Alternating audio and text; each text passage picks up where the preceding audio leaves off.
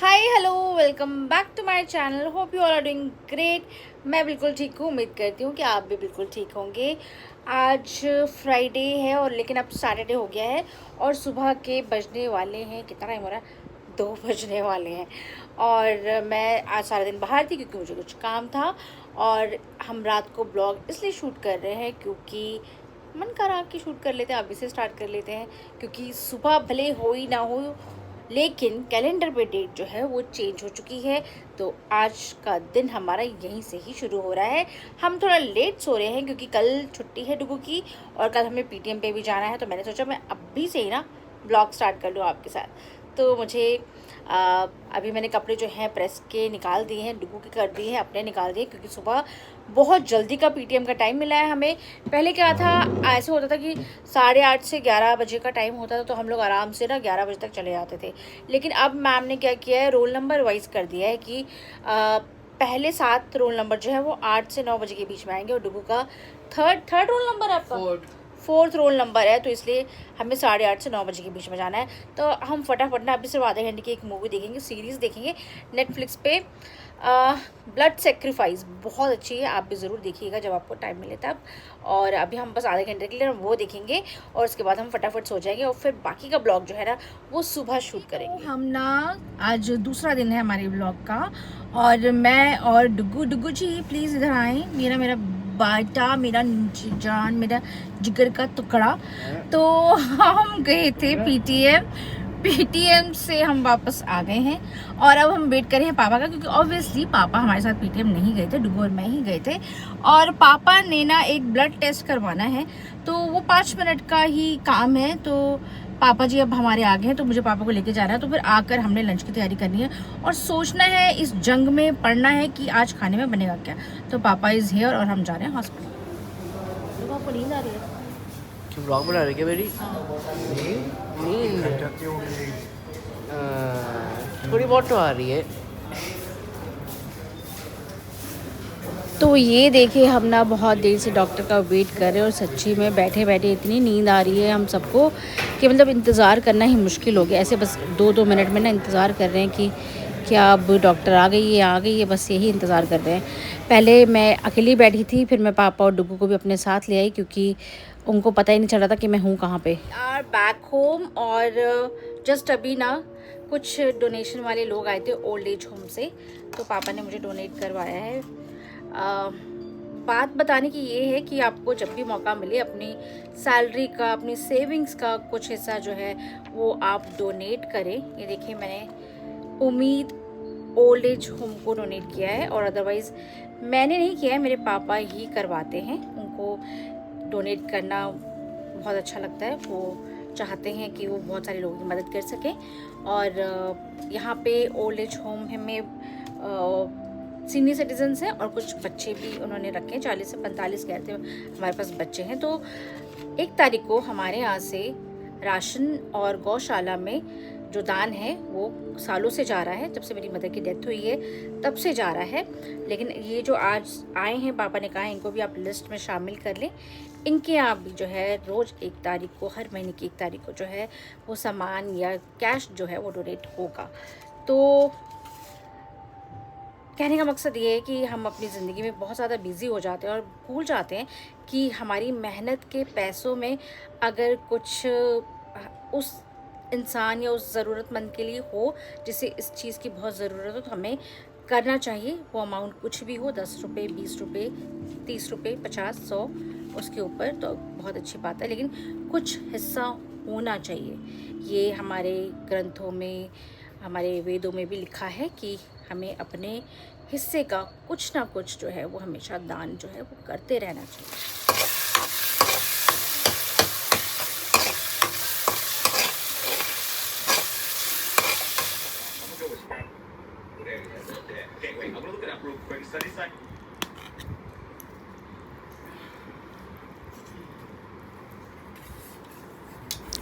शुक्र है कि मैं राजमा पहले ही बॉईल कर गई थी तो मुझे ज़्यादा टाइम नहीं लगा। आकर मैंने फटाफट जो है राजमा बना लिए थे, वरना पता नहीं हमें बाहर से ऑर्डर करना पड़ता है क्योंकि हॉस्पिटल में हमें बहुत ज़्यादा टाइम लग चुका था। तो दोपहर को जब हम हॉस्पिटल से आए, हम इतने ज़्यादा थक गए थे कि खाना खाकर जो है हम सो गए, क्योंकि हमें ना पता नहीं था कि डॉक्टर जो है वो राउंड पे गई हुई हैं, और राउंड पर उन्हें आते आते ना 1 घंटा लग गया। मतलब हमने 9:30 बजे एंट्री की, हमने उसके बाद रिसीट बनवाई और उसके बाद हम कैबिन में उनके बाहर बैठ गए।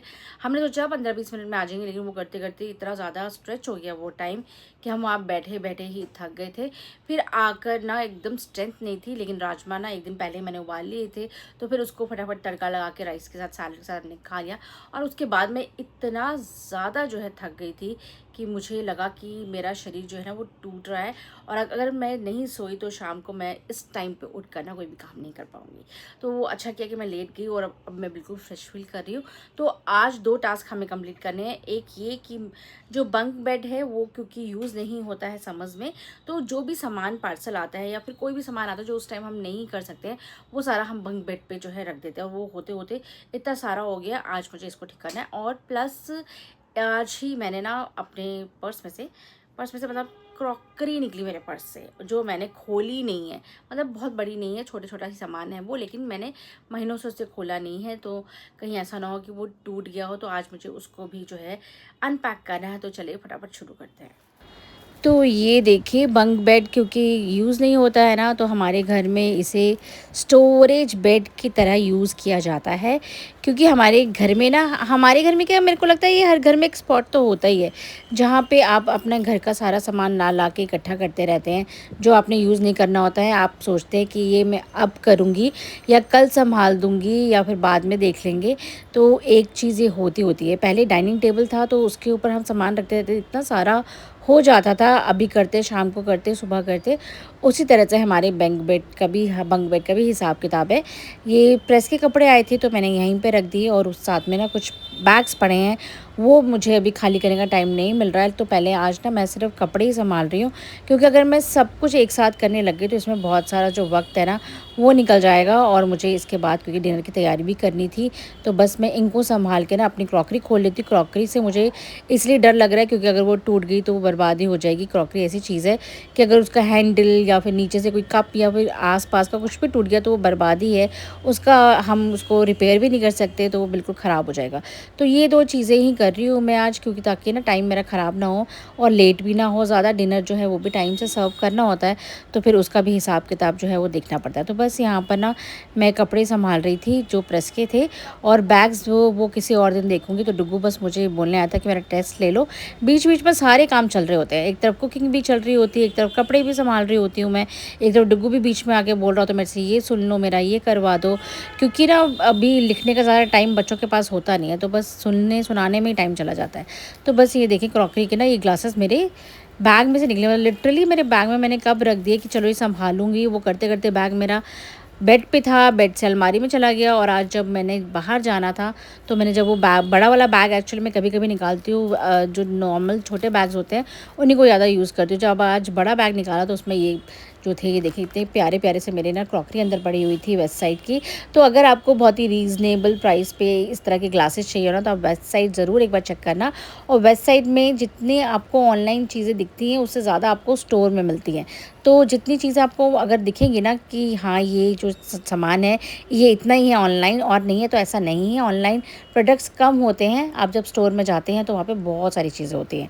तो बस ये 2 जो थे ना ग्लासेस मुझे लेने थे डुगू के लिए, और उसको ग्लासेस बहुत पसंद है तो हम चेंज करके उसके लिए लेते रहते हैं। ये वाला जो है मैंने ऑनलाइन फ़िश वाला मंगाया था, लेकिन वही है उसमें फ़िश की आग जो है ना वो बहुत टेढ़ी थी, तो वो मज़ा नहीं आया, तो मैंने उनको रिटर्न कर दिया था। फिर जब हम इस बार गए थे ना वेस्ट साइड, तो मैंने ये देखा था तो डुगू ने बोला कि मम्मा देखो ये सारे पीसेस अच्छे हैं, तो फिर मैंने ना उसमें से ये फ़िश वाला जो है एक उठा लिया था। तो बस इसी को मैं अनपैक कर रही हूँ। अब इसको वॉश करके रख दूँगी ताकि इसमें हम अपने प्यारे प्यारे ग्लासेस में लेमनेड्स वगैरह और वो सब कुछ सर्व कर सके पानी। तो बस ये था आज का छोटा सा ब्लॉग। उम्मीद करती हूँ आपको अच्छा लगा हो, तो please do like, subscribe and share. जल्दी मिलेंगे नए ब्लॉग में, तब तक आप सब लोगों को बहुत सारा प्यार, अपना बहुत सारा ख्याल रखिए, अच्छे अच्छे कपड़े पहनिए, अच्छा मेकअप कीजिए, अच्छी अच्छी क्रॉकरी खरीदिए और खुश रहिए। अपने आप को जितना खुश रख सकते हैं उतना खुश रखिए, क्योंकि मसले और ज़िंदगी में इतनी सारी चीज़ें ना, प्रॉब्लम्स हैं, ये सब चलती रहती हैं, इनको आप कभी भी नहीं रोक सकते हो। और बस जो कर सकते हो वो खुद को खुश रख सकते हो। तो बाय।